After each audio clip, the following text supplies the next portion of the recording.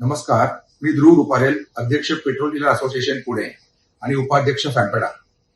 आज एक बातमी बघितली मी की 80% पंप ड्राय आहेत पिंपरी चिंचवडमध्ये. पिंपरी चिंचवडमध्ये साधारण 250 पंप आहेत आणि पुणे शहरात साधारण 200 पंप आहेत. टोटल पुणे जिल्ह्यामध्ये साधारण 1000च्या वरती पंप आहेत. तर 80% पंप जर ड्राय असतील म्हणजे साधारण 200 पंप ड्राय आहेत असं म्हणणं होतं त्या बातमीमुळे. पण माझं असं म्हणणं आहे की जर 200 पंप ड्राय असतील तर हे किती मोठं प्रेशर होईल दुसऱ्या पंपांवरती, ह्याची आपण काळजी घेतली पाहिजे.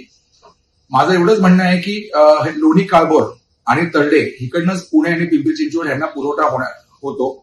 तर त्याच्यामुळे जर पिंपरी चिंचवडमध्ये तुटवडा झाला असता प्रोडक्टचा तर पुणे आय एम शुअर की पुण्यामध्ये इथे प्रॉब्लेम दिसून आला असता, पुण्यातही पंप ड्राय दिसले असते. पण असं काही झालेलं नाहीये. या बातमीमुळे थोडंसं पॅनिक बाईंग झालं आहे आणि ज्या पंपांवरती माल होतं त्याच्यातही अनावश्यक गर्दी झाली आणि त्याच्यामुळे तिथलाही माल संपलेला आहे.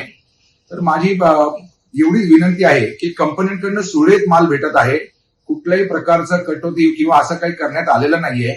तर त्याच्यामुळे लोकांनी थोडासा संयम धरावा. सर्व पुणेकरांना माझी एवढीच विनंती आहे की आपण मागच्या 50 दिवस अशी कुठंच बातमी नव्हती ऐकली पुण्यात की हे मालाचा तुटवडा झाला किंवा माल भेटत नाहीये. हे केवळ फक्त आपल्या सहकार्यांमुळे झालेलं आहे.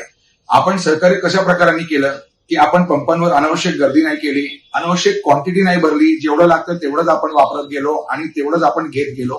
हेच माझी विनंती आहे की ह्यापुढे आपण असं जर सहकार्य कायम ठेवलं तर आपल्या पंपांवरती तुटवडा जाणार नाही. त्यामुळे माझी परत एकदा सर्व पुणेकरांना, पिंपरी चिंचवडकरांना हीच विनंती आहे की आपण अनावश्यक गर्दी करू नये. अफवांवर आपण विश्वास ठेवू नका. काही वृत्तपत्रांमध्ये किंवा काही सोशल मीडियावरती असं सांगण्यात येत आहे की 2 दिवसाचा शिल्लक आहे, ती सगळी फेक बातमी आहे.